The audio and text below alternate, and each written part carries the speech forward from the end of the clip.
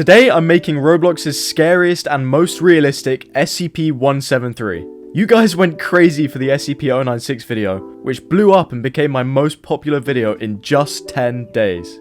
After I posted the video, I asked you guys what SCP to make next, and you all voted for SCP-173.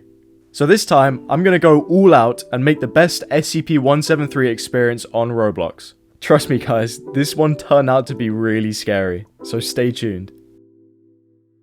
Obviously, the first step was to find the perfect SCP-173 model to use. Now, the original model that you're all familiar with, the Peanut, is actually copyrighted, so I can't use a model that looks like it without being fined and sent to jail. This wasn't an issue though, as there are plenty other models out there, some of which are actually more lore accurate than the Peanut. So I headed over to Sketchfab to find a good SCP-173 model. What the fuck? Oh my god, bro. Oh, hell no, man. What the fuck, man?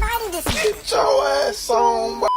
Anyway, eventually, the SCP-173 model from SCP Unity caught my eye, and this thing is perfect. Loads of great poses, great textures, and it's allowed for commercial use and game ready. The SCP Unity models were all released to the public to use for free, and these models are very high quality as well as lore accurate, which is perfect for this project. The only thing that bothered me about the model was that it had no face, so I made a YouTube post asking you guys what face I should put on it, and you guys had loads of great ideas. Well, mostly. However, I stumbled across the actual SCP Unity model archives, and their SCP-173 texture has the OG face that you're all familiar with, so I decided to go with that one in order to save time and make it more recognizable as SCP-173. Finally, I imported the model into Roblox along with all of its animations, which went very smoothly. Thank God there were no issues this time. It was then time to work on the map. In my last game, the SCP-096 demo, the feedback was mostly positive, except people hated the map and told me to make it more SCP related. And to be honest, you were right. So this time I decided to listen to you. I promised to myself that I would get a high quality SCP facility styled build. Something that makes the player actually feel like a helpless Class D, locked in the facility with SCP-173. So I headed over to my Discord server, went straight to the show off channel, and found someone called Minion that was posting their insanely realistic Roblox builds. I then sent him a message. Would you be up for building a map for the next video? Yeah, for sure, I got you. I'm so nonchalant. All I had to give him were a few scripted assets, such as an SCP door and gate. Luckily, I already had some decent ones from my SCP project a couple years ago, so I copied them over to the new game, rewrote the scripts, and polished them to be more performant. I sent them to Minion, and he began working on the map for the project. Within no time, I received a DM, and he had already sent me the general structure of the map for me to review. And it was so much better than I expected. The map so far has the perfect size and layout for the project, and already gives out eerie SCP vibes.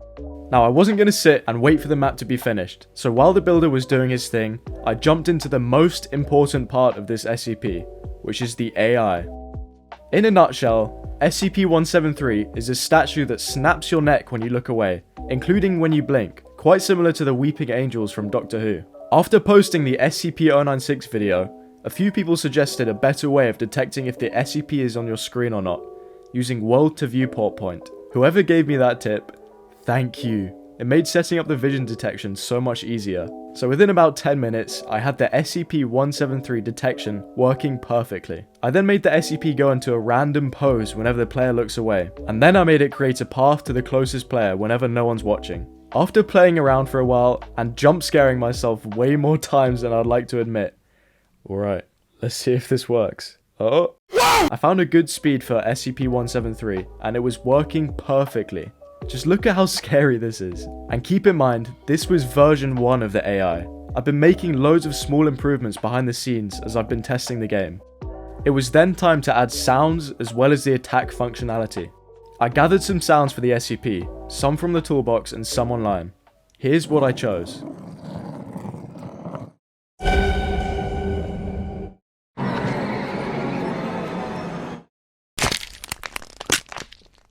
There were 3 main sounds that I needed to script. One is when you first spot the SCP, the next is a concrete dragging sound when it moves, which is lore accurate, and the final one, of course, is a bone snapping sound when you get killed. The first 2 were quite easy to implement.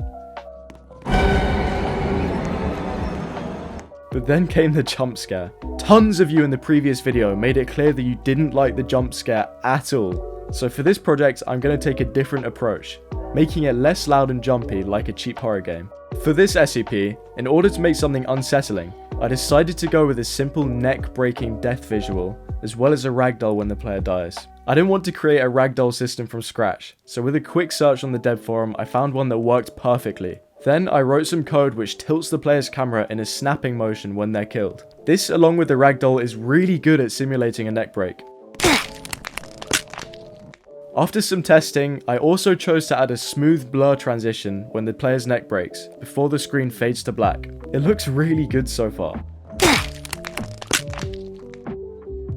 One last feature that I needed to create was the blinking system. In pretty much any SCP-173 game, the player has a blink bar which slowly drains over time, causing them to blink regularly, or they can manually blink with a specific key. The SCP can then go and kill them if they're too close. I started off by creating a mock-up blinking bar GUI, just to get things working. Then I wrote some code which makes the blinking bar go down to 0, and then reset back up to 100 when it gets empty. After that, I created an event which makes the player blink, making SCP-173 not visible to them for a split second. This was also surprisingly easy to do. Here's the completed blink functionality. After a bit of testing, I then decided to revamp the UI to make it almost identical to SCP Unity, and I also added manual blinking by pressing E. I then quickly changed it to the spacebar because you use E to open doors. The blinking's a small detail, but makes the gameplay feel way more tense. So far, the game is looking really promising. All I need now is the map, so I can do some testing and get feedback from you guys. So after a few days, I received another Discord message, and the map was fully completed. Are you guys ready to see it? 3, 2, 1.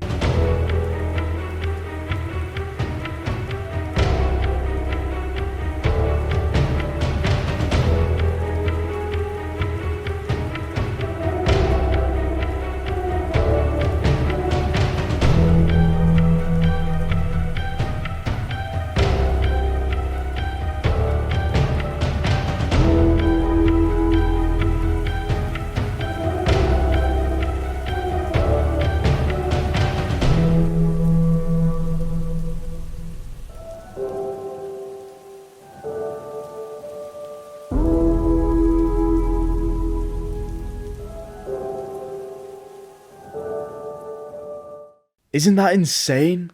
I'm incredibly happy with how this has turned out. I was finally able to work on putting everything together. One issue though, I placed the SCP in its chamber, and guess what? The pathfinding broke. If you've watched my other videos, Roblox's pathfinding, even though it's quick, is sometimes really bad at generating paths. Look at this, bro. It went straight through a wall. Why? So I made a post on the dev forum and received a couple replies, but none of them seemed to help. Luckily, I had managed to find a workaround by disabling jumping and climbing when creating the path. Even Roblox's new and improved pathfinding had the same error. So after that issue was fixed, I went through hours and hours and hours and hours of bug fixing and small AI improvements, and gave early access to people in my Discord server who gave some great feedback and suggestions. Another quick thing to mention is that I've updated my Patreon, so all of my Patreon members gain early access to any game that I create for my channel, so you might want to check that out. And finally, I added mobile and console compatibility. So the moment you've all been waiting for, the game was finished. The game link is in the description, so be sure to check it out. You can also buy the model using the link in the description. Let me know what I should make next in the comments. Thank you for watching.